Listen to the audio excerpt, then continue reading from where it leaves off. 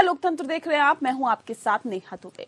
महाकाल की नगरी उज्जैन में आज भव्य अध्यात्म और आस्था का संगम नजारा देखने को मिल रहा है और सीधी तस्वीरें हम आपको दिखा रहे हैं। उज्जैन की तस्वीरें हैं जहां प्रधानमंत्री नरेंद्र मोदी उज्जैन में करीब 400 करोड़ रुपए की लागत से तैयार महाकालेश्वर मंदिर कॉरिडोर विकास परियोजना के पहले चरण का उद्घाटन करने के लिए पहुंचे। साथ ही साथ प्रधानमंत्री ने महाकाल लोक के उद्घाटन के लिए प्रतीकात्मक रूप से शिवलिंग का अनावरण किया है।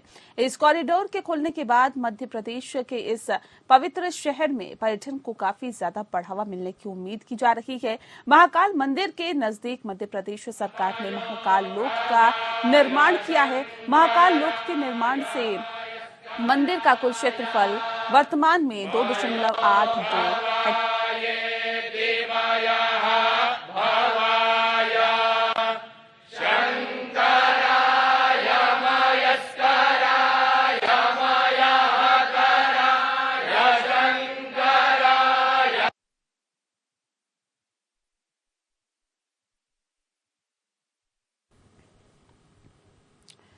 तो ये सीधी तस्वीरें आप देख रहे हैं। ये तस्वीरें दरअसल महाकाल मंदिर की है, जहां पर महाकाल मंदिर के नजदीक मध्य प्रदेश सरकार ने महाकाल लोक का निर्माण किया है। आपको बता दें कि महाकाल लोक के निर्माण से मंदिर का कुल क्षेत्रफल वर्तमान में 2.82 हेक्टेयर से बढ़कर अब 20 हेक्टेयर से भी अधिक हो गया है। महाकाल लोक में कला और अध्यात्म का अनोखा मिश्रण दिखाई देता है। यहाँ भगवान शिव के साथ साथ उनके पूरे परिवार की प्रतिमाओं को स्थापित किया गया है। महाकाल लोक में भगवान शिव की लीलाओं पर आधारित 190 मूर्तियां, 108 स्तंभ स्थापित किए गए हैं, जिन पर भगवान शिव और उनके, आपको बता दें कि गणों की विभिन्न मुद्राएं बनी हुई है। पूरे परिसर में 18 फीट की 8 प्रतिमाएं हैं। इनमें नटराज, शिव, गणेश, कार्तिकेय, दत्तात्रेय, हनुमान, चंद्रशेखर, महादेव की कहानी, शिव और सती समुद्र मंथन दृश्य इसमें शामिल है। महाकाल लोक में 26 फीट ऊंचा नदी द्वार मुख्य आकर्षण का केंद्र है। श्री महाकाल लोक के लोकार्पण की गूंज विदेश में भी सुनाई दे रही है। भाजपा के विदेश संपर्क विभाग ने USA, Germany, Australia, New Zealand, UK, UAE, Canada, Holland, Kuwait सहित 40 देशों के एनआरआई को लोकार्पण कार्यक्रम दिखाने की व्यवस्था भी की है। इतना ही नहीं, विदेश के मंदिरों में लोकार्पण के अवसर पर उत्सव मनाया जा रहा है। मंदिरों में दीप भी जलाए जा रहे हैं। तो ये भव्य नजारा मध्य प्रदेश के उज्जैन का है, जहां पर पूरे परिसर आप देख सकते हैं। पहले तकरीबन 3 एकड़ का ये पूरा एरिया था, लेकिन अब 20 एकड़ का ये पूरा एरिया होगा, जहां पर आप भगवान की विभिन्न लीलाओं को देख सकते हैं। और ऐसे में आपको बता दें कि महाकाल के उद्घाटन के लिए प्रतीकात्मक रूप से शिवलिंग का अनावरण भी किया गया। और ऐसे में इस कॉरिडोर के खुलने के बाद मध्य प्रदेश के इस पवित्र शहर में पर्यटन को काफी बढ़ावा मिलने की उम्मीद है। महाकाल मंदिर के नजदीक मध्य प्रदेश सरकार ने महाकाल लोक का निर्माण किया है। महाकाल लोक के निर्माण से मंदिर का कुल क्षेत्रफल अब वर्तमान में 2.82 हेक्टेयर से बढ़कर अब 20 हेक्टेयर से भी अधिक हो गया है। आप समझ सकते हैं, तकरीबन 3 हेक्टेयर का ये पहले क्षेत्रफल था पूरा, और अब जो इसका एरिया है वो बढ़ाकर 20 हेक्टेयर कर दिया गया है। एक भव्य मंदिर का निर्माण ये है। और ऐसे में अलग अलग लीलाओं का यहाँ पर वर्णन, भगवान शिव की अलग अलग लीलाओं का वर्णन किया गया है, जिससे कि पर्यटन को तो बढ़ावा मिलेगा ही, न सिर्फ देश बल्कि विदेश से भी यहाँ पर लोग आ पाएंगे और भगवान की अलग अलग लीलाओं के दर्शन कर पाएंगे। और जाहिर तौर पे कहा जा सकता है कि वैसे तो उज्जैन का महाकाल का मंदिर ये किसी भी ये कहा जा सकता है कि विज्ञापन का या फिर ये किसी भी प्रसिद्धि का मोहताज नहीं है। लेकिन अब जब इस तरह से इसका लोकार्पण किया जा रहा है और इतने भव्य तरीके से इसको यहाँ पे चित्रित किया गया है भगवान की अलग अलग लीलाओं को, तो जाहिर तौर पे कहा जा सकता है इसका क्षेत्रफल को बढ़ा दिया गया है। पहले 2.82 हेक्टेयर क्षेत्रफल था जहां पर भगवान के दर्शन करने जब लोग आते थे, तो ये जो मंदिर है वो इतने हेक्टेयर में ही फैला हुआ था। लेकिन अब मौजूदा वक्त में ये 20 हेक्टेयर में या फिर यूं कहीं कि इससे भी अधिक एरिया में फैला हुआ है।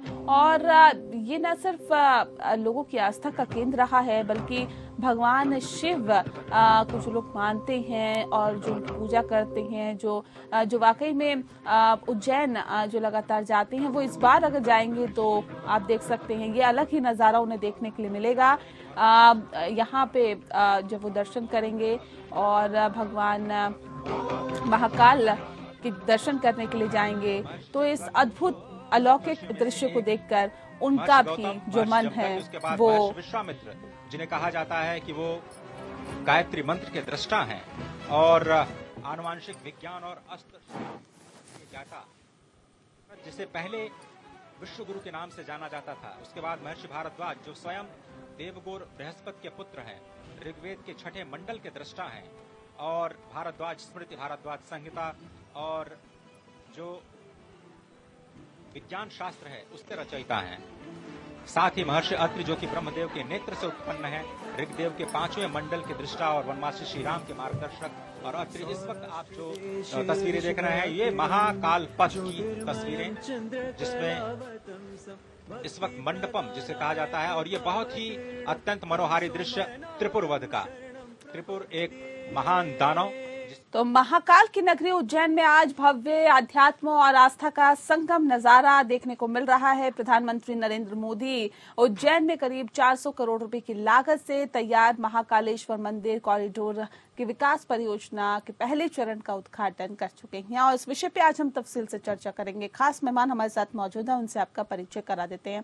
इस वक्त हमारे साथ अश्विनी शाही जी हैं, प्रवक्ता है भारतीय जनता पार्टी के। डॉक्टर KB त्रिपाठी जी हमारे साथ है, प्रवक्ता है कांग्रेस के। यतीमा चेतनानंद सरस्वती धर्मगुरु हैं, हिंदू धर्मगुरु, और साथ ही साथ अल्पना वाजपेयी राजनीतिक विशेषज्ञ हमारे साथ जुड़ जाएंगे। आप सभी का बहुत स्वागत है। इस खास कार्यक्रम की शुरुआत अश्विनी जी आपके साथ करते हैं। अश्विनी जी, जिस तरह से प्रधानमंत्री नरेंद्र मोदी ने उज्जैन में करीब 400 करोड़ रुपए की लागत से तैयार महाकालेश्वर मंदिर कॉरिडोर विकास परियोजना के पहले चरण का उद्घाटन कर दिया है, इसे किस तरह से देखते हैं? नेहा जी, देखिए, बड़ा ही सुंदर काम माननीय प्रधानमंत्री जी के हाथों आज हुआ है और इसके साथ पूरे देश में जो अहिल्याबाई होलकर का जो काम था मंदिरों का जीर्णोद्धार कराना, उसमें को आगे बढ़ाते हुए माननीय प्रधानमंत्री जी ने आज एक मंदिर का और जीर्णोद्धार कराया और भव्यता दी इस मंदिर को। महाकाल का अलग स्थान है आज पूरे हिंदुस्तान में। देखिए, माननीय प्रधानमंत्री जी ने तो मुझे लगता है कि कई जगह पर जो है सोमनाथ का मंदिर हो, चाहे जहां नेहरू जी ने विरोध किया था कांग्रेस के जमाने में, तब भी उसके बाद अब जाकर सोमनाथ के मंदिर का जो भी जीर्णोद्धार हुआ, उस समय भी कुछ हुआ, कुछ अब हुआ। हिंदुस्तान में जितने मंदिरों का जीर्णोद्धार हो रहा है, जितने आक्रांताओं ने मंदिर तोड़े उसको छोड़ दीजिए, भव्य राम मंदिर का निर्माण हो रहा है भारतीय जनता पार्टी के प्रयास से, माननीय सर्वोच्च न्यायालय के आदेश से हो रहा है। उसके बाद मथुरा में हमारा देखिए, काशी देखिए, जगन्नाथ जी को देखिए, 4 धाम परियोजना हम लोगों ने वहां चलाया, ये सब माननीय मोदी जी की देन है। उसके बाद जितने ज्योतिर्लिंग है, देवघर का ज्योतिर्लिंग कितना भव्य बना दिया गया, विंध्य कॉरिडोर उत्तर प्रदेश में देखिए किस तरीके से है, केदारनाथ और की भव्यता को देखिए। तो आज जो है हिंदुस्तान में माननीय मोदी जी ने एक आध्यात्मिक जागरण को जो है वो दिया है कि आध्यात्मिक जागरण हो रहा है और सभी विकास के साथ। आप क्या कह रहे थे कि मंदिर बनवाने का कांग्रेस पार्टी विरोध करती थी क्या? नेहरू जी ने सोमनाथ मंदिर के जीर्णोद्धार का विरोध किया था, ये किताबों में लिखा है, कहीं भी जाइए सारे साक्ष्य मौजूद है उसके। त्रिपाठी जी जवाब दीजिए, ये कह रहे हैं हम तो मंदिरों का लोकार्पण करते हैं, शिलान्यास करते हैं, आप लोग तो विरोध करने का से नहीं थकते हैं। ऐसे हास्यास्पद वक्तव्यों का क्या जवाब दिया जाए? नेहरू जी ने विरोध किया था तो उस समय सोमनाथ मंदिर का जीर्णोद्धार मोदी साहब ने कराया था। किसने जीर्णोद्धार कराया था उस समय? सरकार किसकी थी? विरोध अगर जो नेहरू जी कर रहे थे और जीर्णोद्धार नरेंद्र मोदी जी करा रहे थे जब नेहरू जी प्रधानमंत्री देश के हुआ करते थे। दरअसल भारतीय जनता पार्टी झूठ पर टिकी हुई पार्टी है और इनकी किसी भी बात का कोई सिर पैर नहीं होता। उस समय भी जीर्णोद्धार हुआ था और नेहरू जी विरोध कर रहे थे। प्रधानमंत्री के विरोध करने के बाद भी जीर्णोद्धार हो गया था। वो या तो अश्विनी शाही जी ने कराया था या नरेंद्र मोदी जी ने कराया था। लेकिन नेहा जी, मुद्दा ये है जो आज आपने डिबेट रखी है, इस समय देश की समस्याएं और चुनौतियां भी आप देख रहे हैं, देश की स्थितियां। कांग्रेस पार्टी बिल्कुल भी मंदिरों के जीर्णोद्धार के खिलाफ नहीं है, लेकिन जिस तरह से काशी कॉरिडोर का आपने जीर्णोद्धार के नाम पर वहां पर तहस नहस किया उस संस्कृति को, आज वहां के काशी वासी किस तरह से उसकी आलोचना कर रहे हो, कितने लोग उजड़ गए। आप जो कर रहे हैं उज्जैन में, उज्जैन की जो पहचान है, दरअसल भारतीय जनता पार्टी, जो मोदी जी ने कहा था कि हम बनिया हैं, हमारे खून में व्यापार समाया हुआ है, तो अपने व्यापार को लागू कर रहे हैं। वो आस्था से भी खिलवाड़ कर रहे हैं। जो सनातन धर्म की आस्था है, जिस तरह के मंदिर की, उसको एक पर्यटक स्थल में तब्दील कर दिया जाना और इतनी तरह से वहां की आस्था से छेड़छाड़ करना, ये एक अलग मुद्दा हो सकता है। लेकिन फिर भी कांग्रेस पार्टी भी इस पर कोई विरोध नहीं है। अगर जो आस्था के साथ खिलवाड़ कैसे हो गया? आस्था के साथ खिलवाड़ कैसे हो गया, थोड़ा समझाइए। बिल्कुल बिल्कुल नेहा जी, किसी मंदिर में हम जाते हैं और मॉल में जाते हैं, दोनों में अंतर होता है। हाँ। ये कॉरिडोर वाला जो कॉन्सेप्ट है वो मॉल में कन्वर्ट करने वाला कॉन्सेप्ट है। वहां पर जिस तरह से आस्था और पूजा के लिए हम लोग उज्जैन को जानते थे या काशी बाबा विश्वनाथ को जानते थे, अब वहां पे टिकट कितने का लग रहा है, इसकी कोई जानकारी है आपको या सुनी जी को कोई जानकारी है? आम आदमी वहां दर्शन करने के लिए अब बाबा के दर्शन के लिए करीब नहीं पहुंच पाता है। उसको 500 रुपए 700 रुपए की टिकट लेनी पड़ेगी, तब वो बाबा के दर्शन कर पाएगा। आखिर ये आस्था से नहीं तो बाबा के दर्शन करने के लिए पहले 500-700 रुपए की टिकट लेनी होगी। जरूरी है, अगर आप कॉरिडोर में जाना चाहते हैं तो आप जाएंगे, नहीं जाना चाहते हैं तो आप नहीं जाएंगे। इससे पहले भी नहीं जाते थे लोग तो नहीं जाएंगे। अब आप ये कह रहे हैं कि 500-700 रुपए के दर्शन आप पैसे टिकट लेंगे, उसके बाद दर्शन करेंगे। सर, बाबा के दर्शन करने के लिए अभी भी पैसे नहीं लगेंगे, इस बात की जानकारी मुझे लगता है आपको भी होनी चाहिए। जानकारी नहीं है, आप एक बार जाइए, कॉरिडोर से होके ही आप जाएंगे। बाबा के मंदिर तक जाने का कोई अलग आपको रास्ता नहीं दिया जा रहा है और आपको टिकट लेके ही जाना है। जवाब दीजिए अश्विनी जी, जल्दी से जवाब दीजिए, उसके बाद अल्पना जी का रुख करती हूँ मैं। नेहा जी, देखिए, इन लोगों को एक भ्रम फैलाने की बात है, बड़े प्यार से इन्होंने कह दिया। मैं त्रिपाठी जी को चैलेंज करता हूँ, नेहरू जी ने विरोध किया था और डॉक्टर राजेंद्र प्रसाद जी जो उस समय राष्ट्रपति थे, उनको मंदिर जाने से रोका था। आपको अगर नहीं पता है तो पता कीजिए त्रिपाठी जी, उसके बाद आप जो है किसी तरीके से भ्रम फैलाने का काम किया कीजिए। बैठ के मत कहिए गलत को, टेलीविजन मैं आपको कहता हूँ, आप अपनी मीडिया टीम को बोलिए, आपकी जो जांच टीम है उसको बोलिए और त्रिपाठी जी को करेक्ट करें। यहाँ पर ये झूठ फैला रहे हैं, भ्रम फैला रहे हैं। इन लोगों ने कांग्रेस की सत्ता रही, बता दे किस जगह उन्होंने कराया। माननीय मोदी जी ने तो बहरीन में और आबू धाबी में मंदिर बनवा दिया, हिंदू मंदिर बनवा दिया। नहीं तो फिर एक बार हिंदू कार्ड खेलने की कोशिश है क्या इसके साथ ही? अश्विनी जी, एक बार फिर से हिंदू कार्ड खेलने की कोशिश आप लोग कर रहे हैं क्या? सर, पूजा पाठ है, सभी पूजा पाठ में विश्वास करते हैं। त्रिपाठी जी नहीं करते या अश्विनी शाही नहीं करते या नेहा दुबे नहीं करती या फिर अल्पना जी नहीं करती या फिर कोई और नहीं करता, सब करते हैं सर। तो इसमें हिंदू कार्ड कहाँ से आ गया नेहा जी? हिंदू आस्था का ये धरती है, ये सनातन धरती है। अगर हम इसमें काम कर रहे हैं तो हमको कोई ऐसी बात तो है नहीं कि हम हिंदू क्या कार्ड खेल रहे हैं।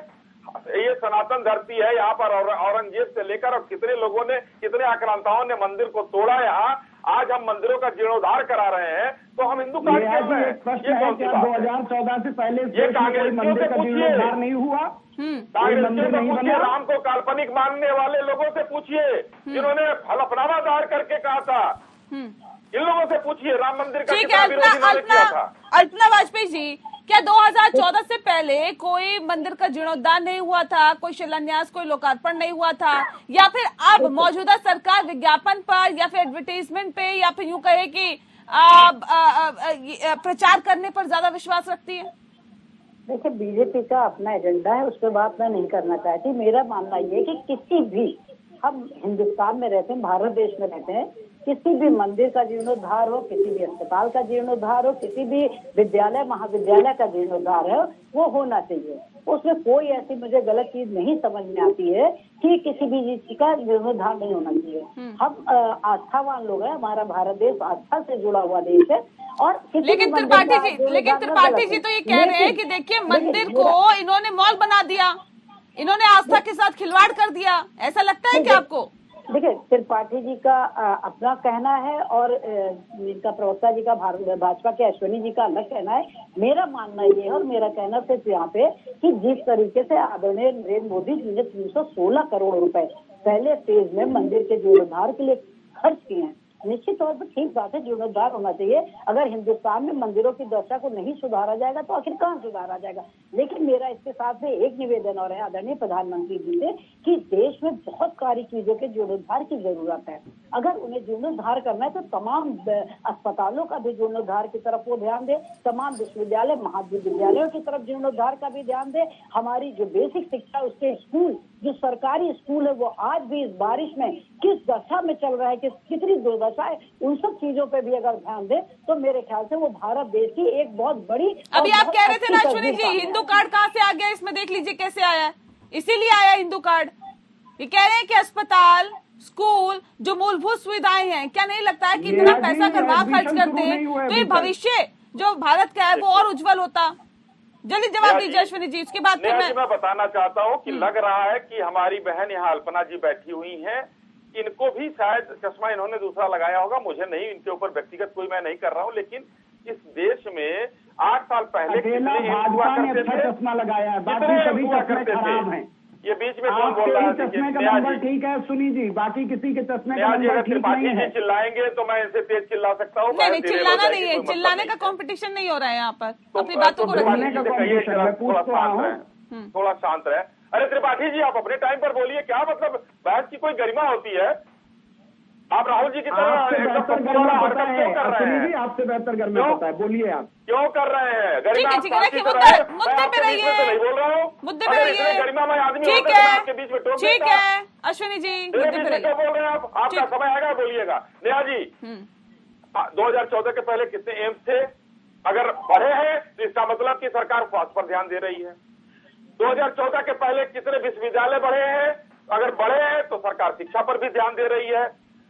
देश में कितने आयुध बने हैं, कितने हम एक्सपोर्ट कर रहे हैं? अगर 14 के बाद कर रहे हैं तो हमने जो है रक्षा पर भी ध्यान दिया है। सनातन संस्कृति का जो क्षरण हो रहा था, मंदिरों को उत्थान करके हमने उस पर भी किया है। हमने तो उत्तर प्रदेश के मदरसों का भी उत्थान किया है, जो फर्जी चल रहे थे 2300 गायब हो गए, उनका भी उत्थान करने की बात की। कंप्यूटर और कुरान की बात हम करते हैं, तो हमने तो सबकी बात की है ना। हिंदू कार्ड का कोई मतलब ही नहीं है, यहाँ विरोध करने के लिए कोई भी कुछ कह सकता है। और मैं फिर से बताना चाहूंगा, इतने भव्य तरीके से कौन से अस्पताल का लोकार्पण कर दिया, इतने भव्य तरीके से कौन सी यूनिवर्सिटी का आपने लोकार्पण कर दिया, इतने भव्य तरीके से आपने कौन से और जनता से जुड़े हुए मसलों में कहा आप लोगों ने इतना बहुत बेहतर तरीके से काम किया, बताइए ना। आज भी अगर आज भी एक सेकंड अश्विनी जी, अगर एक सेकंड रुक जाइए, आज भी अगर इस बारिश में जिस बात का जिक्र अभी अल्पना जी कर रही थी कि आज भी अगर छप्पर के नीचे बच्चे बैठ के पढ़ने को मजबूर है, अगर एक भी स्कूल ऐसा है तो आपके जो तमाम कार्य हैं वो खराब है, वो बेकार है। अगर आज भी, बहुत अच्छा सवाल है, आज भी अगर एक भी स्कूल जवाब ले ऐसा लीजिए। नेहा जी जवाब ले लीजिए, बहुत अच्छा सवाल है। 8 साल से भारतीय जनता पार्टी की सरकार है इस देश में, और अल्पना जी हो या कोई भी हो, इनकी अपेक्षा है कि 8 साल में पूरा भारत को चेंज कर देंगे। तो 56 साल का हिसाब क्यों नहीं पूछते हैं? भारतीय जनता पार्टी जब पूछती है तो बुरा लगता है लोगों से। क्या किया था उन्होंने, क्या दिया था? 8 साल में हम जीर्णोद्धार कर रहे हैं चीजों का। यहाँ पर बैठकर कहा जा रहा है कि किसी ने नहीं किया। के.एम. मुंशी का नाम याद करिए, आप ही के नेहरू जी के सरकार में मंत्री थे, राजेंद्र प्रसाद जी राष्ट्रपति थे। नेहरू जी ने स्पष्ट कहा था कि सोमनाथ मंदिर में इनको नहीं जाना है। आप देखिए, पटेल साहब, आप अगर ये कहते हैं मोदी है तो मुमकिन है, मौजूदा वक्त में आपकी सरकार है, आपने पिछले 8 से 10 सालों में क्या किया है सर, ये तो पूछेंगे ना, ये नहीं पूछे। भारत को 5वीं अर्थव्यवस्था विश्व की बना दी। आज हम इतना, जितना ये लोग सारा चीज इंपोर्ट करते थे, आज आयुध सब हम एक्सपोर्ट कर रहे हैं। अजरबैजान जैसे छोटे देशों को 2-2, 4-4 हजार करोड़ के आयुध हम आज दे रहे हैं। पहले ये लोग तो 2022 तक किसानों की आय दोगुनी हो जाएगी, $5 ट्रिलियन हम अर्थव्यवस्था बना देंगे, तमाम ब्ला ब्ला ब्ला तमाम वायदे होते हैं सर। नहीं, अब आप उन वादों पे मत जाइए सर, मेरे पास बहुत एक लंबी फहरिस्त है जो वादे आप लोगों ने किए थे और वो विश्व की 5वीं अर्थव्यवस्था आप है, संतोष नहीं है। 5 ट्रिलियन भी हो जाएगा। और मैं नहीं कह रहा हूँ, मैं तो आपकी बातें याद दिला रही हूँ ना अश्विनी जी। IMF आप कह रहे 56 सालों का हिसाब ले लीजिए सर, वो 56 सालों का हिसाब तो हम लेते रहे हैं वक्त वक्त पे, अब 8 सालों का भी लेने का वक्त आ गया ना सर। कह रहे हैं ये 56 सालों का नहीं 8 सालों का हिसाब दे रहा हूँ। विश्व की पहली बार 5वीं अर्थव्यवस्था भारत बना है और 5 ट्रिलियन मैं नहीं कह रहा हूँ, IMF कह रहा है, SBI का सर्वे कह रहा है कि 2025 आते आते 2014 में जब आपने सरकार संभाली थी कितने गरीबी थे या गरीबों की संख्या कितनी थी बताइए, और आज कितनी है बता दीजिए। पहले सरकार पर कितना कर्ज था ये भी बता दीजिए, आज कितना है सर ये भी बता दीजिएगा। जी नेहा जी, बहुत आपने जो सवाल पूछा उसका सवाल मतलब मैंने एक जवाब दिया। 8 साल में जो अपेक्षाएं आप लोगों की हैं सारी चीजें मोदी सरकार से हैं, तो मैं गिनाना चाहूंगा कि आज भारत मेरी नहीं है सर, मेरी नहीं है, नहीं आप लोगों की मत कहिए, मेरी नहीं है सर, मेरी नहीं है, जनता की है। सवाल आपने किया तो आप जनता के प्रतिनिधि उठाते हैं। मैंने आपको ही जनता का प्रतिनिधि मान लिया ना नेहा जी, इसलिए मैं कह रहा हूँ आपके सवाल है तो जनता के सवाल मान लीजिए। मैं व्यक्तिगत यहाँ कोई व्यक्तिगत किसी से नहीं है नेहा जी, मैं का मतलब इस समय भाजपा है यहाँ जी। तो आज हिंदुस्तान आत्मरक्षा में आगे बढ़ा है। जिस HAL को इन लोगों ने मृतप्राय कर दिया था, आज वही HAL तेजस बनाकर पूरे विश्व में जो है अमेरिका जैसे देश ललचा कर देख रहे हैं कि हमको तेजस चाहिए। HAL कब बेच रहे हैं? अरे सुनो भाई, आप त्रिपाठी जी बीच में बोलेंगे, नेहा जी बोल दीजिए। अकेले तो बकवास सवाल तो पूछेंगे ना, विपक्ष का मुंह कैसे कैसे पूरी सुनाई करेंगे? आप लोगों ने नाश कर दिया, देश को नाश करके खत्म कर दिया। बेचने कब जा रहे हैं HAL को? अरे बेचने का उसको बता दो अपने समाज को किसने बेचा, हिस्सा है HAL को कितना बेचा मैं मान जाऊँ। विनिवेश का कार्यक्रम कितना शुरू किया, विनिवेश का जनक किसको कहा जाता है? मनमोहन सिंह को कहा जाता है। आपको पता है कितने बेच दिया जरा बता दो। तेजस बना दिया और उससे पहले कुछ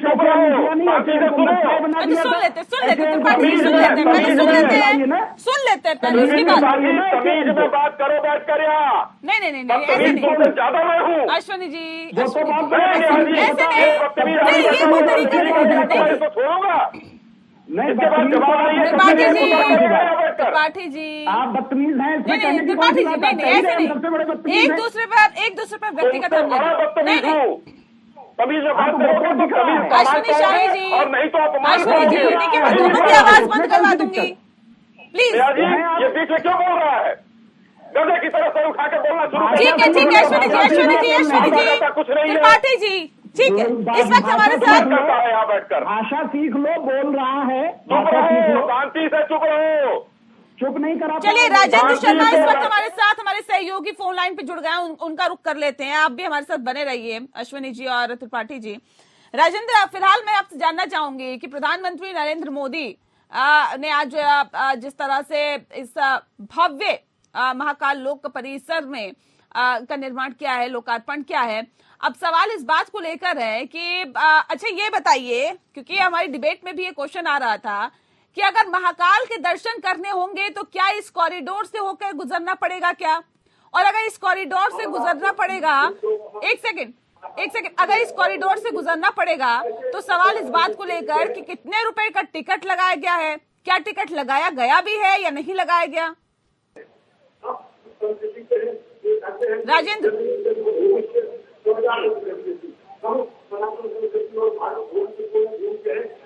राजेंद्र आवाज मिल रही है आपको? हाँ आवाज आ रही है। राजेंद्र, क्या इस कॉरिडोर से होकर ही गुजरना पड़ेगा महाकाल के दर्शन करने के लिए? कॉरिडोर में महाकाल लोक का प्रधानमंत्री ने लोकार्पण कर चुके हैं और अभी वर्तमान में प्रधानमंत्री निरीक्षण कर रहे हैं, पूरा कॉरिडोर का निरीक्षण कर रहे हैं। राजेंद्र, अगर महाकाल के दर्शन करने होंगे तो क्या इस कॉरिडोर से होकर ही गुजरना पड़ेगा और इसके लिए किसी तरह का टिकट रखा जाएगा क्या?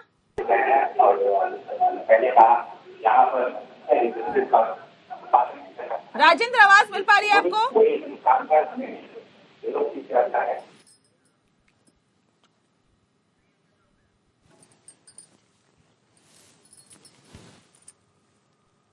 चलिए, लगता है राजेंद्र से बातचीत नहीं हो पा रही है, कनेक्शन टूट गया। एक बार फिर से हम कनेक्ट करने की कोशिश करेंगे, लेकिन बहुत महत्वपूर्ण ये हो जाता है। देखिए अश्विनी जी और त्रिपाठी जी, आप लोग बहुत सीनियर लीडर्स हैं, अपनी अपनी पार्टी को रिप्रेजेंट कर रहे हैं, और मैं आप लोगों से कम ये तो उम्मीद नहीं करती हूँ कि आप व्यक्तिगत हमले करेंगे।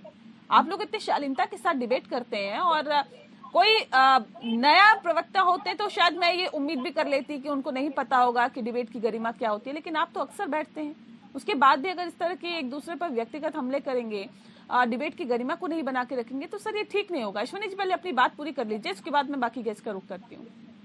नेहा जी देखिए, इतने डिबेट आपके साथ कर चुका हूँ, मुझे खुद नहीं याद है कितने डिबेट, और मैं कभी भी किसी के लिए पर्सनल होता हूँ ये आप कह सकती हैं, लेकिन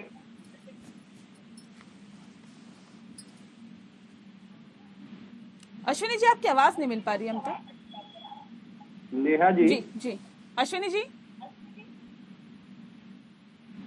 अश्विनी जी की आवाज नहीं मिल पा रही। हाँ, त्रिपाठी जी रखिए अपनी बात रखिए। जी नेहा जी, मैं ये कह रहा था कि जो तथ्यों से छेड़छाड़ डिबेट में होती है उस पर आपत्ति करना स्वाभाविक होता है, निजी कोई टिप्पणी नहीं। बिल्कुल। और भाषा की मर्यादा सबको रखनी चाहिए। बिल्कुल बिल्कुल, सबको रखनी न चाहिए। तो बदतमीजी शब्द मैंने पहले बोला, ना तू तड़ाक की भाषा में यूज करता हूँ, इतने सालों से बोल रहा हूँ। मैं ये कह रहा तथ्यों की जो छेड़छाड़ है उस पर आपत्ति नहीं डिबेट में करेंगे तो हम बैठते किस लिए?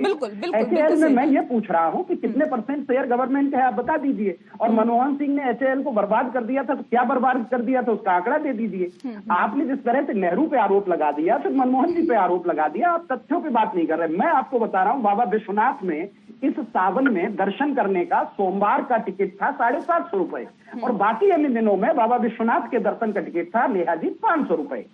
अगर जो मैं गरीब आदमी हूँ, मेरी इतनी कमाई नहीं है, और बाबा विश्वनाथ के मंदिर में हर सोमवार में दर्शन करता था प्रतिवर्ष, तो इस वर्ष जाने के लिए 750 रुपए मैं सोमवार को कहाँ से लाऊं?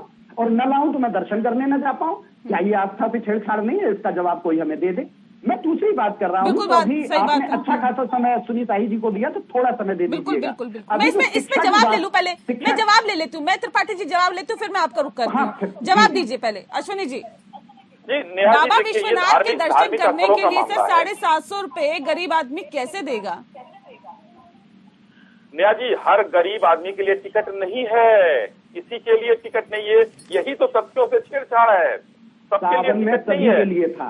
देखिए, अब कह रहे सावन में सभी के लिए था। नहीं था, एक लाइन अलग थी। जो लोग वीआईपी बनकर जाते हैं, जो वीआईपी बनकर जाते हैं, देखिए नेहा जी, बीच में मैं तो नहीं बोल रहा हूँ, यही तो मैं कह रहा हूँ। और नहीं सर, वो अपनी बात को रखेंगे ना। नहीं अश्विनी जी देखिए, बात तो अपनी रखेंगे, अगर वो बात अगर उनको ऑब्जेक्शन होगा तो उठाएंगे। चलिए तब नेहा जी, मुझे फोन लाइन पे जुड़े हुए हैं। नहीं फोन लाइन पे जुड़े हुए, वो हैंड रेस तो कर नहीं पाएंगे। आप तो हैंड रेस कर सकते हो सर, वो नहीं कर पाएंगे ना। हमें तो दोनों तरफ का देखना पड़ेगा। मैं भी बात रखूंगा, चलिए कोई दिक्कत नहीं। कहीं एक लाइन थी जहाँ पर कोई टिकट नहीं था। जो वीआईपी बनकर जाते हैं तुरंत जल्दी दर्शन करना हो तो उनको पैसा लगता है। ये यहाँ नहीं है, दक्षिण भारत के मंदिर में चले जाइए, या कई जगहों पर चले जाइए, हर जगह आज नहीं पहले से है। दक्षिण भारत में 10,500 रुपए का टिकट लगता है बालाजी में जाने का। जो वीआईपी लोग जाते हैं 10,500 रुपए का लगता है टिकट। अब कैसे कह दें, क्योंकि लोग चाहते हैं कि हम जल्दी से दर्शन कर लें, और लंबी लंबी जो लाइनें होती हैं वो 2-2 किलोमीटर की होती हैं, 3-3 किलोमीटर की होती है। तो जो आस्थावान होते हैं, जो जिनके पास नहीं है भाई, आस्था ही है सिर्फ, वो लाइन लगा के दर्शन करते हैं। जी। तो लोग चाहेंगे कि हम वीआईपी भी बने रहें और जो है लाइन भी ना लगाएं, तो वो संभव नहीं है। मैं अल्पना जी का रुख करूं, उससे पहले त्रिपाठी जी जल्दी से, आपको कुछ ऑब्जेक्शन था, जल्दी से रखिए। एक ये टिप्पणी कि सावन में सभी के लिए टिकट था, बाकी दिनों में टिकट नहीं था, ये तथ्य क्लियर है। किसी का टिकट नहीं था। सावन में प्राधिकरण ने जारी की और उसके हिसाब से वो रेट तय किए गए थे और सभी से लिए गए। दूसरी चीज मैं कह रहा हूँ कि आज अक्टूबर का मिड चल रहा है, हम लोग 11 अक्टूबर को बहस कर रहे हैं और 90 यूनिवर्सिटी में भी दाखिले की प्रक्रिया नहीं शुरू हुई है। उस पर प्रधानमंत्री जी की कोई नजर नहीं है। जिन विद्यार्थियों ने इस साल 12वीं पास किया था उनका क्या विश्वविद्यालय में एडमिशन नहीं मिला है। 4-4 साल सेशन लेट चलता था। 90 विश्वविद्यालय चलेगा क्या? पहले गरीबी थी तो अब भी होगी क्या? पहले भुखमरी थी तो अब भी होगी क्या? पहले देश की अर्थव्यवस्था खराब थी तो अब भी होगी क्या? ये कौन सा तर्क हुआ अश्विनी जी? ये तो उम्मीद नहीं करते आपसे। करेंगे हम नहीं। तेजस को इन्होंने राफेल बनाने के लिए के एंटोनी ने कहा था लोकसभा में कि हमारे पास पैसे नहीं है, नहीं होगा, और उसी राफेल पर जो है कांग्रेस पार्टी को करती रही, माफी मांगना पड़ा, सुप्रीम कोर्ट से जांच पड़ी, वो अलग बात है, लेकिन उसी राफेल के लिए ड्रामा शुरू हुआ इन लोगों का। तो इसको देखना चाहिए नेहा जी कि क्या करते हैं लोग कांग्रेस वाले लोग और क्या नहीं करते हैं। नेहा जी, मैं दोबारा से कहता हूं कि 90 यूनिवर्सिटी में एडमिशन नहीं हुए, उसका जवाब देना चाहिए। अस्पतालों में सिर्फ सरकारी अस्पतालों का नाम एम्स रख देने से वो एम्स नहीं बन जाते हैं। सिर्फ ये ढिंढोरा पीटने की जो तरीका है सिर्फ वही चल रहा है। ठीक है, ठीक है, नहीं ठीक है। अल्पना जी, राजनीति में कुछ भी होता है तो देखिए बिना नफा नुकसान आके नहीं होता है। ये जो अभी फिलहाल उज्जैन में है प्रधानमंत्री नरेंद्र मोदी, इसका क्या नफा नुकसान देख रहे हैं आप? देखिए नेहा जी, मैं एक बात बता दूं। पहली बात तो मुझे समझ में नहीं आ रहा ये लोग डिबेट किस लेवल पे कर रहे हैं और ऐसे कभी होना नहीं चाहिए। सभी लोग हम लोग प्रवक्ता हैं पार्टी के और अपनी अपनी बात कहने का हक होना चाहिए। हाँ। ये बात हम सब लोग जानते हैं कि आदरणीय नरेंद्र मोदी जी देश के प्रधानमंत्री हैं और वो अपने तरीके से, अपने पार्टी के एजेंडे के तरीके से अपनी चीजों को बढ़ा रहे हैं। लेकिन मेरा मानना सिर्फ ये है कि क्या इन मंदिरों में जितना पैसा खर्च किया जा रहा है मंदिरों के जीर्णोद्धार में और सभी जगह पे जो पैसा, मैंने कहा नहीं, मैंने तो बधाई दी कि भाई प्रधानमंत्री मोदी ने जीर्णोद्धार किया। अगर हिंदुस्तान में मंदिरों का जीर्णोद्धार नहीं होगा तो आखिर कहाँ पे होगा। लेकिन मेरा मानना सिर्फ इतना है कि जिस तरीके से हमारे ऊपर प्रति व्यक्ति आय कर्ज बढ़ता चला जा रहा है, जिस तरीके से स्कूलों में फीस बढ़ती चली जा रही है, जिस तरीके से सरकारी स्कूलों में, सरकारी अस्पतालों में पर्चे के रेट्स बढ़ते चले जा रहे हैं, दवाइयों के रेट्स बढ़ते चले जा रहे हैं, क्या इसके भी जीर्णोद्धार की आवश्यकता नहीं ये लोग महसूस कर रहे हैं? नंबर एक बात। नंबर दो बात मैं बता दूं कि जैसे कि अभी आदरणीय अश्विनी जी बोल रहे थे कि हमने ये किया वो किया, मैं आपको बता दूं कि सबसे ज्यादा बीआरएस दिलाया गया बीएसएनएल के कर्मचारियों को और तमाम सरकारी संस्थानों के कर्मचारियों को बीआरएस दिला दिया गया। किस कारण दिलाया गया ये हम सब जानते हैं कि जितनी संख्या कम होती जाएगी और हम अडानी थडानी जैसे लोगों को उसका प्राइवेट कर देंगे, सारी चीजों को प्राइवेट कर देंगे, सरकारी चीजों खत्म करने की दिशा में ये लोग कदम बढ़ाते हैं। जी देखिए यही बात अब अल्पना जी भी कह रही है, जिस बात का जिक्र भी त्रिपाठी जी कर रहे थे। आपके पास 500, आपने 316 करोड़ मंदिर के जीर्णोद्धार के लिए किया, लेकिन शिक्षक वर्ग जो नौकरी करता था उसकी पेंशन के लिए आपके पास पैसा नहीं है, उसके बच्चे कहाँ से पढ़ेंगे? आपने पेंशन स्कीम खत्म कर दी और उस पे आपके पास कोई आपके पास कुछ नहीं है। आप अपनी बातों का आखिर कौन सोचेगा? नहीं, सारा कर्मचारी लामबद्ध है, सारा कर्मचारी सड़कों पे लड़ाइयाँ लड़ रहे हैं, उसके ऊपर आप पैसा क्यों नहीं खर्च कर पा रहे? क्यों आप बीआरएस के प्रोसेस को लाते चले जा रहे हैं? क्यों आप जबरदस्ती लोगों को रिटायरमेंट की ओर ले जा रहे हैं? ये कौन सी पॉलिसी है? किस देश में ऐसा होता है कि सबको जबरिया रिटायर कर दो आप? तो इन चीजों पे भी भारतीय जनता पार्टी के प्रवक्ता से मेरा अनुरोध है कि इन पे सोचिए, इन पे सोचिए, पेंशन स्कीम किसने खत्म की? दिखा दीजिए। भारतीय जनता पार्टी ने, भारतीय जनता पार्टी की सरकार छात्र भी आंदोलनरत रहे हैं और लगातार आंदोलन कर रहे हैं। अश्विनी जी जवाब दीजिए, वही सवाल है इनके भी जो त्रिपाठी जी के सवाल थे।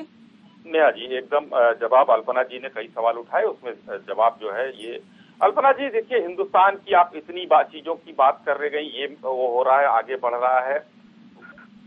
हिंदुस्तान ने पूरे विश्व में 4.5% वेतन वृद्धि सबसे ज्यादा पूरे विश्व में हिंदुस्तान में हुई है, सबसे ज्यादा हुई। ये आंकड़ा गलत है नेहा जी। उसके बाद ये कौन सा आंकड़ा दे रहे हैं आप अश्विनी जी? ये आंकड़ा गलत है। मैं गलत आंकड़ा नहीं देता हूँ, आप अपनी सर्च टीम से कहिए, आप अपनी सर्च टीम से कहिए इसको करे। और मैं कोई आंकड़ा बोलता हूँ नेहा जी, मैं गलत नहीं बोलता हूँ, कांग्रेस के प्रवक्ताओं की तरह कर बैठकर यहाँ अपना ज्ञान नहीं बगाड़ता हूँ, मैं उस चीज पर अध्ययन करता हूँ। 4.5% भारतीय जनता पार्टी ने खत्म की पूरे विश्व में, विश्व की तुलना में, और कहाँ बढ़ा है ये भी मेरे पास आंकड़े हैं, मैं बता सकता हूँ। सबसे ज्यादा मैं कह रहा हूँ कि सबसे ज्यादा जो है हिंदुस्तान में आंकड़े 8% का जो है वो महंगाई दर 8% से ऊपर का हमेशा जो है कांग्रेस की सरकार में रहा है। और कांग्रेस ने देश के प्रधानमंत्री ने जानते क्या कहा था? मनमोहन सिंह जी ने जो नहीं बोलते थे, मनमोहन सिंह सरकार में 6% से कम रहा। नेहा जी गलत आंकड़ा है, पहली बार 9 महीने से इन्फ्लेशन ओरिएंटेशन टारगेटिंग इनकी मॉनेटरी पॉलिसी फेल है। बैंक में एफडी से ज्यादा इनका इन्फ्लेशन, सीपीआई इनका 7 से ऊपर चल रहा है। सारे झूठे आंकड़े, अभी आयात निर्यात अश्विनी जी की आवाज हम तक नहीं पहुंच पा रही, अश्विनी जी की आवाज नहीं पहुंच रही, त्रिपाठी जी कह रहे हैं। अश्विनी जी मैं कोई नेहा वापस जी से कनेक्ट बताऊं, करें। इनका बैलेंस ऑफ पेमेंट का घाटा पूरी तरह से बढ़ गया। अभी ये जो निर्यात का आंकड़ा दे रहे थे वो भी गलत दे रहे थे, निर्यात से ज्यादा आयात है और इसीलिए बैलेंस ऑफ पेमेंट का घाटा इनका बढ़ गया है। लेकिन वो ये नहीं बताएंगे, सारे आंकड़े झूठे लाए हुए हैं, चाहे वो शिक्षा पे हो, स्वास्थ्य पे हो। नौकरियों में कटौती कितनी की, मैं संघ लोक सेवा आयोग से लेकर राज्य लोक सेवा आयोग और व्यापम की खबर दे दूं, मध्य प्रदेश में जहां आज उद्घाटन हो रहा है, व्यापम के लिए लड़के लगातार वहां आंदोलन कर रहे हैं, नई वैकेंसी नहीं आ रही है, जो वैकेंसी आई थी वो पूरी नहीं हो रही है। अभी उत्तर प्रदेश में एक परीक्षा हुई है, उसमें 8,000 पोस्ट में 15,000 लोगों को सस्पेक्ट मान के एसटीएफ ने घेरे में लिया है। अब 15,000 चोर पहले हटे तब विद्यार्थियों का नंबर आए। 8,000 वैकेंसी है, 15,000 लोगों ने चीटिंग की है अपने पेपर में। ये सब आंकड़े सच में है, जिनको ये नहीं बोलेंगे। ठीक है, ठीक है नेहा जी जी। मनमोहन सिंह जी का जो मैंने कोट बताया, उन्होंने ही बोला था। सर आपकी आवाज नहीं आ रही थी, आपका फोन डिस्कनेक्ट हो गया था। जी जी, देश के प्रधानमंत्री थे, उन्होंने कहा था बढ़ती महंगाई समृद्धि का द्योतक है, ये माननीय प्रधानमंत्री जी ने कहा था। और 47 टन सोना गिरवी रखा, देश की अर्थव्यवस्था इतनी खराब थी, और उसमें से 100 करोड़ राजीव गांधी फाउंडेशन को दिया गया और 250 करोड़ का प्रावधान किया गया। जिस देश में सोना गिरवी रखकर कर्ज चुकाने की बात आ रही है, वहाँ पर 250 करोड़ रुपया राजीव गांधी फाउंडेशन दे। 8 साल में आप वसूल लेते, 8 साल से आप क्या कर रहे हैं? राजीव गांधी फाउंडेशन से 100 करोड़ रुपया के साथ ऐसा किया आप लोगों ने? आज अर्थव्यवस्था पर आज सवाल उठा रहे हैं। या तो ताकत नहीं है सरकार, आज जो अर्थव्यवस्था बेहतर हो रही है उस पर कांग्रेस सवाल उठाएगी। कांग्रेस को कोई हक नहीं है सवाल उठाने का। आज देश की समृद्ध अर्थव्यवस्था है, ले गया, ये चोरों की सरकार गई और अब नहीं आनी है। कौन सवाल उठाएगा? कांग्रेस सवाल नहीं नहीं उठाएगी, क्यों नहीं उठाएगी सर? कांग्रेस सवाल क्यों नहीं उठाएगी? कांग्रेस आईना देखे, जब आईना उठाए तो पहले देखे फिर दिखाए ना नेहा जी, ऐसा थोड़ा ही है।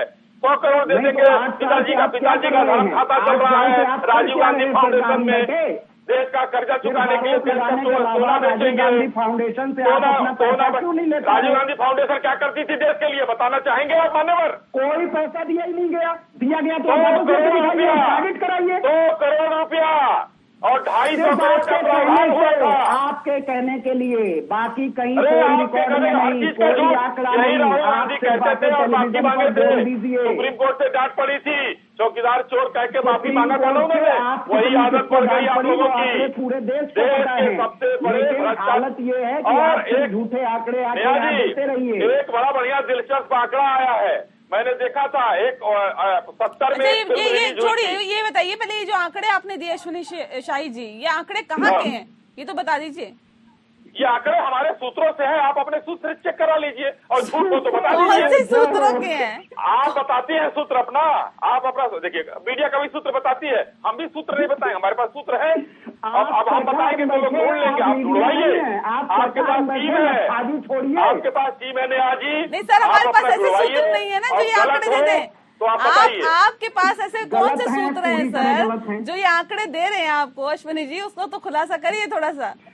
आप तो सरकार में हैं, आपको करने पड़ेंगे। ये आंकड़े जो है एकदम सत्य है और आंकड़े का कैसे सर बताइए ना कि कौन किसके आंकड़े हैं, आपके पास कौन से मंत्रालय ने जारी कर दिए आंकड़े? मैम ये बताइए कि ये लोकार्पण, शिलान्यास, मंदिर का जीर्णोद्धार, इन तमाम चीजों को करके क्या आपको लगता है कि एक धर्म विशेष को कहीं ना कहीं प्रभावित करती हैं ये तमाम चीजें, जिसका इफेक्ट सीधे सीधे पड़ता है चुनावों में? अभी तो हाल ही में गुजरात में, मध्य प्रदेश की तो अभी बात नहीं कर सकते क्योंकि अभी वहां पे चुनाव नहीं है, लेकिन हिमाचल प्रदेश में चुनाव है, फिर उसके बाद राजस्थान में चुनाव है, तो ऐसे कई राज्यों में चुनाव है जहां पर क्या लगता है कि ये कहीं ना कहीं इफेक्ट करेगा? नहीं, बिल्कुल नेहा जी, ये सारी चीजें भारतीय लोगों को बहुत प्रभावित करती हैं। कि देखिए, हमारे हिंदुस्तान की जनता की एक बहुत खास बात है कि वो आस्था से हमेशा जुड़ा रहता और आस्था के नाम पे वो अपना वोट, अपना सब कुर्बान करने को तैयार रहता।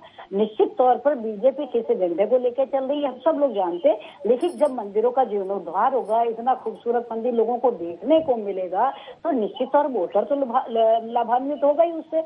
वो लाभान्वित क्या होगा, उसमें लोभ तो है ही, हर आदमी ये चाहता कि हमारा मंदिर सुंदर हो। और सीधे सीधे वोट की राजनीति तो भाजपा को मालूम है हमें कैसे करनी है देश में। अगर उन्हें वोटों की राजनीति नहीं मालूम होती कि हिंदुस्तान में सबसे बड़ी चीज है आस्था, और आस्था के नाम पे आप जितना पब्लिक को लुभा सकते हो, अगर आप लुभाओगे तो निश्चित तौर पर वोटों पे तो असर पड़ेगा, वोट बैंक तो बढ़ेगा। इसीलिए मैंने शुरू में कहा कि जो भी जीर्णोद्धार हुए उससे मुझे कोई गुरेज नहीं है। मैं तो बधाई देती हूँ आदरणीय प्रधानमंत्री जी को कि भारत के मंदिर इतने खूबसूरत दिखेंगे हमारे, लेकिन उसके साथ साथ जो हमने बुनियादी चीजों को, अब मैं आपको बता दूं कि 2014 में 24 करोड़ बेरोजगार थे, जो कि 2022 में आते आते 84 करोड़ हो गए हैं। तो इन बेरोजगारों की जो जनसंख्या बढ़ रही है, इस पे हम कहाँ से खर्चा करें, कैसे इनको रोजगार दें, किस तरह से उनकी बुनियादी समस्याओं को सुलझाएं, इन सारी चीजों पे तो हमें सोचना होगा ना। अब क्या हमें इन सब चीजों पे नहीं सोचना होगा? हमारा तो काम नहीं। अश्विनी जी तो कहेंगे कि इसका आंकड़ा जो है वो पुरानी सरकारों से लीजिए। जी अश्विनी जी, पुरानी सरकारों से ऐसा है क्या? इसका भी आंकड़ा हम पुरानी सरकार से ले, ये तो 2014 से लेकर अब 2022 तक की बात हो गई। इसका भी आंकड़ा पुरानी सरकारों से ले क्या? मैं बता देता हूँ, शायद अल्पना जी को याद हो। अल्पना, तो आप एक बताइए कि समाजवादी पार्टी की जब सरकार थी तो 1 रुपए का अस्पतालों का टिकट था, अब तो 50 रुपए में कार्ड बनता है, और वो भी 6 महीने बाद फिर खराब हो जाता है। और उसके बाद दवाइयां कैसी मिलती है? कई बार आप लोगों ने देखा है कि कई बार स्वास्थ्य मंत्री जाकर उत्तर प्रदेश में वहां देखते कि दवाइयों का पूरा जखीरा बरामद होता है और बर्बाद पड़ी रहती है।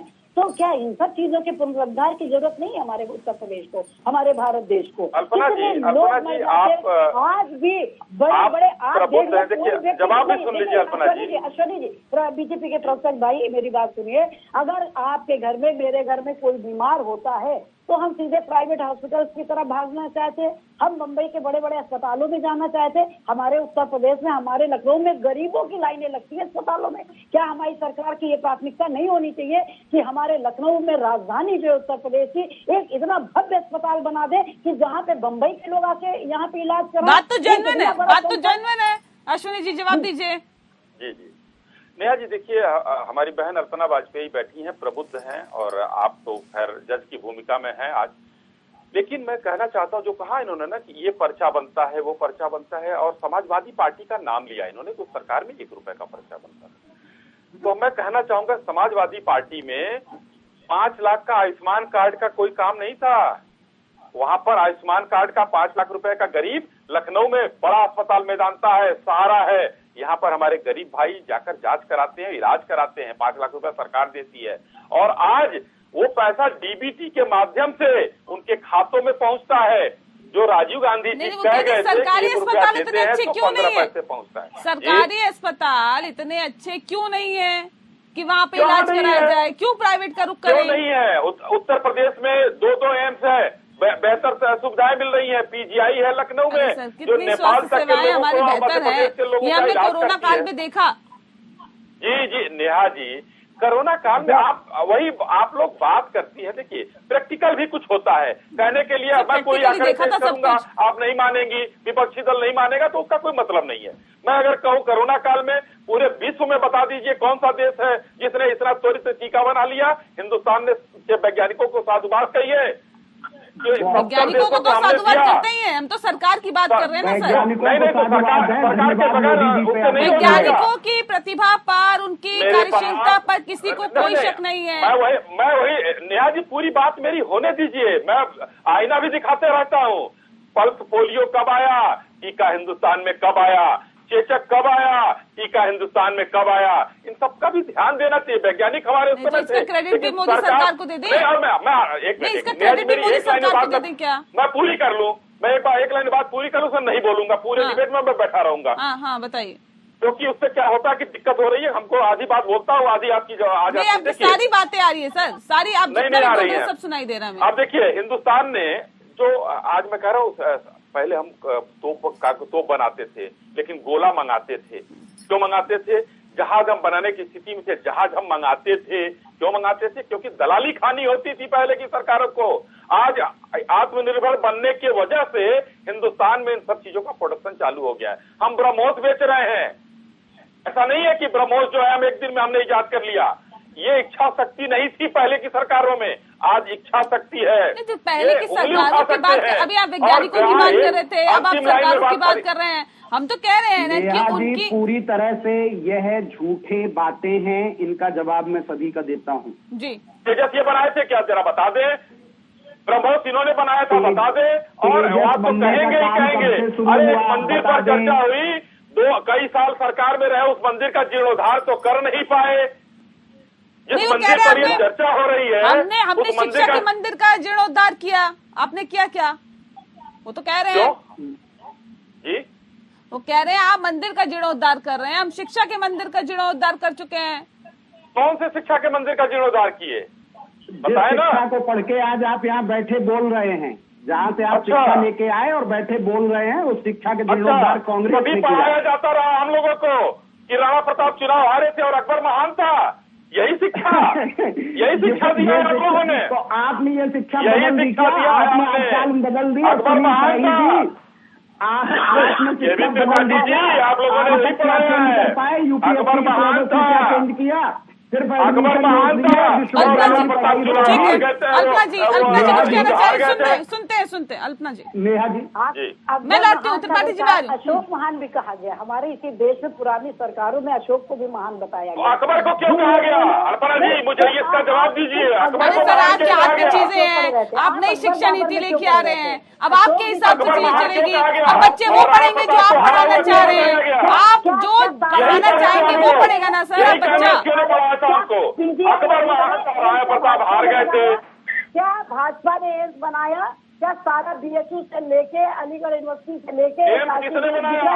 एम्स कांग्रेस ने बनाया? कांग्रेस नहीं अलाहाबाद महारानी का जिन्होंने बना दिया, आपने नहीं बनाया। आपने नहीं बनाया, आपके उस प्रधानमंत्री ने नहीं बनाया कि जिसको एक वोट भी नहीं मिला प्रधानमंत्री हो गए थे, नहीं बनाया था। अल्पना जी देखिए, त्रिपाठी जी राजनीतिक विश्लेषक के रूप में बात कीजिए। अल्पना जी गलत बात, आप कभी समाजवादी पार्टी की बात करेगी, कभी आप बात करेगी किसी दूसरे दल की, ये नहीं। राजनीतिक विश्लेषक है तो आप उतने ही शक्तिमित रहिए। सर, राजनीतिक विश्लेषक को अपना काम करने दीजिए ना। अब भारतीय जनता पार्टी की बातें तो नहीं बोलेंगे राजनीतिक विश्लेषक, नहीं कहूंगा। नहीं तो आप एक की बात बोले क्या? राणा प्रताप को हारा हुआ क्यों पढ़ा हम लोगों ने? अकबर को महान आपने क्यों बनाया? बड़ा शिक्षा का मंदिर आप बनवा रही है कांग्रेस से, बताइए किसने बनाया? क्यों? नहीं क्यों गलत पढ़ाई क्यों की गई? सपा पे आप क्यों जा रहे अरे हैं? सर, जिस पढ़ाई को पढ़ के इतने IAS, इतने PCS, इतने डॉक्टर्स बन गए, आप उस पढ़ाई को खराब कर रहे हैं। कैसी बात कर रहे हैं, कैसी बात कर रहे हैं आप अश्विनी जी? जिस पढ़ाई को पढ़ के, जिस पढ़ाई को पढ़ के, एक सेकंड अल्पना जी, एक सेकंड रुक जाइए सर। जिस पढ़ाई को पढ़ के इतने जीनियस लोग निकल गए, इतने IAS, इतने IPS, इतने अधिकारी, इतने डॉक्टर्स, आप कह रहे हो पढ़ाई खराब थी? नहीं तो अकबर महान कहाँ था? यही तो हम लोग पढ़ाए गए हैं। जीनियस तो निकलेंगे। जीनियस पैदा होता है, जीनियस बना। इन लोगों ने तो जो काम किया था, अकबर महान को क्यों पढ़ाया जाएगा भाई? बस और अंग्रेज के नाम पर सड़क क्यों रखा जाएगा? बाबर था, यही पढ़ाएंगे। अकबर महान क्यों नहीं होगा? सिद्धांत कौन बनाए? रेवेन्यू सिस्टम किससे वसूल रहे? अकबर को महान बताया गया, बाबर को लेके टहलते हैं। राणा प्रताप को क्यों बाबर नहीं बताया? चलिए एक बात बताइए, अब तो आप नई शिक्षा नीति लेके आ रहे हैं, अब किसको महान बताएंगे? और भारत अब किसको महान बताएंगे सर आप? अकबर आक्रांता था, बाबर आक्रांता था। नहीं, अब किसको महान बताना चाह रहे हैं आप? इस नई शिक्षा नीति में कौन महान होगा? नेहा जी, राम को काल्पनिक माना था इन लोगों ने। राम से तो काल्पनिक है। ऐसी बात करें सर, आप मुद्दा ही बदल देते हैं। आप मुद्दे रहते नहीं आप लोग मुद्दों पे। मंदिर भारतीय जनता पार्टी के एजेंडे में था और राम मंदिर बना है। बहरीन में मंदिर माननीय मोदी जी ने बनवा दिया। चलिए सर, कांग्रेस ठीक है अल्पना जी, मेरे पास वक्त की कमी है। बहुत शुक्रिया त्रिपाठी जी आपका, अश्विनी जी आपका, और बहुत शुक्रिया अल्पना जी आपका भी हमारे साथ इस खास चर्चा में शामिल होने के लिए। लोकतंत्र में फिलहाल इतना ही। नमस्कार।